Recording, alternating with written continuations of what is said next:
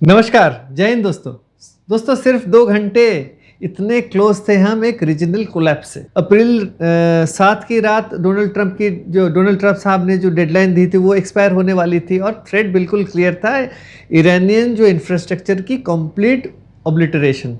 Donald Trump साहब ने कह दिया था कि भैया ईरान की सिविलाइजेशन को मैं मिटा दूंगा, लेकिन जैसे ही घड़ी की सुई टिक टिक टिक टिक करके डेडलाइन तक पहुंच रही थी, तेहरान से वॉशिंगटन को एक मैसेज गया और इस बार कैसे गया? ऐसे ही गया जैसे जाता है। इस्लामाबाद में एक पोस्ट ऑफिस है, पोस्ट ऑफिस से स्पीड पोस्ट डाला गया, स्पीड पोस्ट के थ्रू वो पहुंच गया वॉशिंगटन। तो आज अप्रैल 8 तारीख की सुबह एक 14 दिन की जो सीज फायर ऑफिशियली शुरू हो चुकी है। पर ये पीस ब्रोकरिंग की हाइप में मत फंसिए दोस्तों, पाकिस्तान ने ये सॉल्व नहीं किया है। उन्होंने सिर्फ एक फ़ोन लाइन जो है उसको प्रोवाइड की थी। रियल एक्शन तो जो यूएस के स्पेशल एनवॉय है स्टीव विटकॉफ और जो ईरानियन फॉरेन मिनिस्टर है अब्बास अरागची, उनके बीच चल रहा है। तो ये लोग जो है 336 घंटे की विंडो यूज़ कर रहे हैं ये देखने के लिए कि पहले ब्लिंक कौन करता है। तो आज इस वीडियो में मैं ब्रेकडाउन करूंगा इस मैसेंजर डील की ऑथेंटिक फैक्ट्स और ये भी बताऊंगा कि खतरा अभी तक टला क्यों नहीं है। दोस्तों तो आइए अब देखते हैं कि उस एनवेलप में क्या था जो मैसेंजर बॉय मुनीर के थ्रू डिलीवर किया गया था। ईरान ने जो है एक 10 पॉइंट प्लान प्रपोज किया है। सरफेस में ये कॉम्प्रोमाइज लगता है, लेकिन रियलिटी में ये मिडिल ईस्ट में एक टोटल शिफ्ट की डिमांड है। एकदम क्लियर है दोस्तों, ईरान ने जो 10 पॉइंट प्रोग्राम भेजा है यही है। इनके मेन डिमांड्स क्या है दोस्तों? सारी यूएस और इजरायली ऑपरेशंस पर इमीडिएट हॉल्ट और हर तरह के सैंक्शंस का खात्मा। तो हर तरह के सैंक्शंस का खात्मा तो बहुत बड़ी चीज़ है, लेकिन सबसे बड़ा पॉइंट ये है कि स्ट्रेट ऑफ हॉर्मुज में रेगुलेटेड पैसेज। इसका मतलब क्या हुआ? अरागची ने ये नहीं कहा कि स्ट्रेट ऑफ हॉर्मुज खुला है, उन्होंने कहा कि भैया जो पैसेज है वो कोऑर्डिनेशन और जो टेक्निकल लिमिटेशंस के साथ पॉसिबल है। तो इसमें एकदम क्लियर है दोस्तों, ये टेक्निकल लिमिटेशंस कोड वर्ड है उन माइंस के लिए जो लिल्ली आइलैंड के पास तैर रही हैं।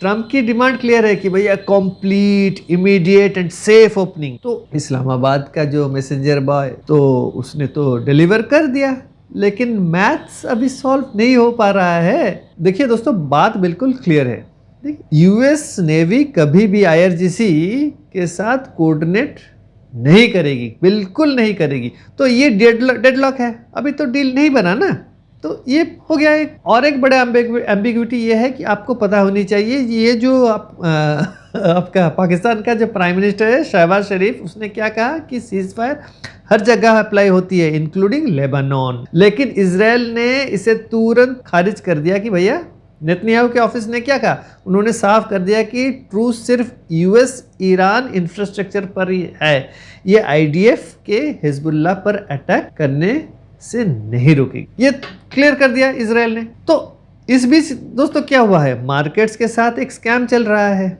ऑयल प्राइसेस आज 13 से 15% क्रैश कर गए, क्योंकि दुनिया बिलीव करना चाहती है कि स्ट्रेट खुल गया है। लेकिन अगर आप लॉयड्स जो इंश्योरेंस है लंदन को, उसको अगर पूछेंगे तो पता चलेगा कि भैया इंश्योरेंस प्रीमियम जैसे कि तैसे है, तस से मस नहीं हुआ है। क्यों? क्योंकि हॉर्मोज टैक्स अभी भी एक्टिव है। जब तक वो माइंस क्लियर नहीं होती है, सिर्फ कोऑर्डिनेट से कोई काम नहीं होता, तब तक ग्लोबल जो शिपिंग इंडस्ट्री है गल्फ को एक वॉर जोन ही मानेगी। तो ये एक बात हुई। तो 15वें दिन में क्या होगा? ये जो सीजफायर है सिर्फ एक 14 दिन विंडो है दोनों साइड्स के लिए। किस लिए? रिफ्यूल करने के लिए, रीलोड करने के लिए। देखिए दोस्तों, इंडिया के लिए ये फाइनल वार्निंग है। भारत ने क्या कहा? भैया जो हमारे जो सिटीजन्स है ईरान के अंदर, अभी तुरंत वहाँ से निकल जाए, ये उन्होंने एडवाइजरी दे दी। देखिए, हम ये जो मैसेंजर या फैसिलिटेटर पर अपनी एनर्जी रूट्स के लिए हम भरोसा नहीं कर सकते हैं।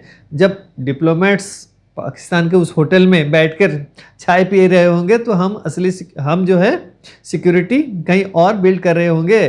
तो हमने क्या कर दिया, हमने ईरान के साथ बात कर ली, भैया चाबहार के रास्ते हम जो है जो नॉर्थ साउथ कॉरिडोर के थ्रू को हम एक्सेलरेट करेंगे तो हमारा सामान जो है अब उधर से जाएगा। इससे क्या होगा, हम स्ट्रेट ऑफ हॉर्मुज से अलग हो जाएंगे।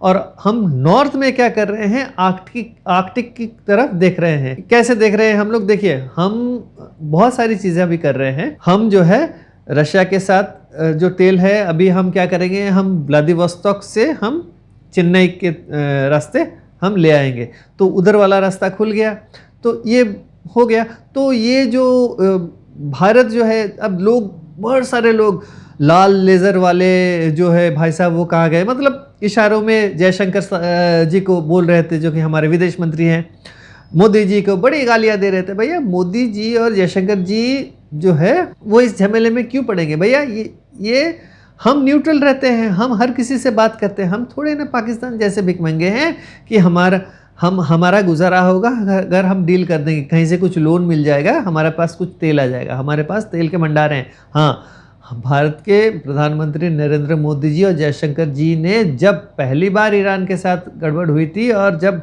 ट्रंप साहब ने धमकी दी थी कि रशिया से तेल मत खरीदो, तब हमने बात करना शुरू कर दिया था। 40 देशों के साथ हमने जो है हमने बातचीत करना शुरू कर दिया था तेल खरीदने के लिए। तो ये इस्लामाबाद की डील कोई विक्ट्री नहीं है दोस्तों, ये सिर्फ वक्त खरीदने के लिए एक 14 दिन का जो है घूस है, हम ये बोल सकते हैं। दुनिया सांस रोक के बैठी है, लेकिन जो स्मार्ट प्लेयर्स हैं ना, जो अपनी जो मैं बोलूँ जो चेस बोर्ड में अपने जो मूव्स जो है वो चला रहे हैं, भारत हैं, दूसरे कई देश हैं।